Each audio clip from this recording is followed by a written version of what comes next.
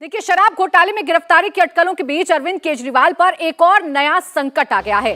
दिल्ली सरकार की मोहल्ला क्लिनिक में कई तरह के फेक पैथोलॉजी टेस्ट के आरोप लगे हैं। मोहल्ला क्लिनिक में फेक रेडियोलॉजी टेस्ट के भी आरोप लगाए गए हैं। इन आरोपों की दिल्ली के एलजी ने सीबीआई जांच की सिफारिश कर दी है। केजरीवाल सरकार अपने मोहल्ला क्लिनिक को अपनी सरकार के डेवलपमेंट मॉडल के तौर पर पेश करती है, लेकिन इसी क्लिनिक पर अब भ्रष्टाचार के आरोप लग गए हैं। सच क्या है, इसका खुलासा सीबीआई जांच में होगा, लेकिन एक और ऐसा मामला जो केजरीवाल के लिए गले की फांस बन सकता है। मोहल्ला क्लिनिक, जिसे सबसे बड़ा मॉडल मानती है अरविंद केजरीवाल की सरकार, वही मोहल्ला क्लिनिक अब सवालों के घेरे में आ रहा है। दिल्ली में जो मोहल्ला क्लिनिक है, वहां आने वाले मरीजों का रजिस्ट्रेशन होता है। जरूरत पड़ने पर पैथोलॉजी टेस्ट करवाया जाता है। ये सारे टेस्ट करने का इंतजाम मोहल्ला क्लिनिक में संभव नहीं है, इसलिए प्राइवेट लैब्स को ठेके दिए जाते हैं। इन लैब्स में हुए टेस्ट में घोटाले का आरोप लगा है। इन सभी आरोपों की सीबीआई जांच की सिफारिश की गई है। जो जानकारी आ रही है उसके मुताबिक 7 क्लिनिक से जुड़े मोहल्ला क्लिनिक की जांच का ठेका एग्लिस डायग्नोस्टिक लिमिटेड और मेट्रोपोलिस हेल्थ केयर लिमिटेड को दिया गया है।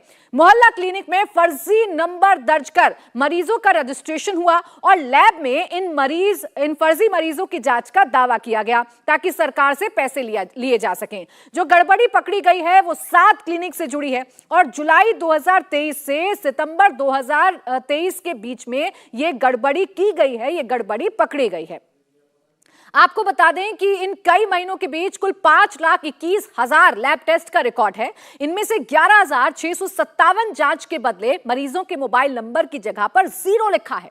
8,251 जांच के बदले मरीजों का मोबाइल नंबर नहीं दिया गया है। इसीलिए और भी ज्यादा संदेह पैदा होता है कि क्या कोई गड़बड़ी की गई है। हालांकि दिल्ली के मोहल्ला क्लिनिक में गड़बड़ी और घोटाले का यह कोई पहला मामला नहीं है। पहले नकली और घटिया दवाएं की खरीद का आरोप लगा था और अब आपको बता दें कि घोस्ट मरीजों के नाम पर लैब टेस्ट का मामला भी सामने आ रहा है। यानी फर्जी मरीजों का लैब टेस्ट किया गया है। जो मरीज कभी गए ही नहीं पैथोलॉजी में, उनका नाम लिखकर, फर्जी मोबाइल नंबर लिखकर टेस्ट किया गया, टेस्ट रिपोर्ट बनाई गई ताकि सरकार से पैसा लिया जा सके। यही आरोप लग रहा है कि मोहल्ला क्लिनिक के नाम पर भी बड़ा घोटाला किया गया है। हालांकि मोहल्ला क्लिनिक इससे पहले भी चर्चाओं का विषय रहा है। इससे पहले भी घटिया दवाओं को लेकर भी मोहल्ला क्लिनिक पर सवाल खड़े हुए थे।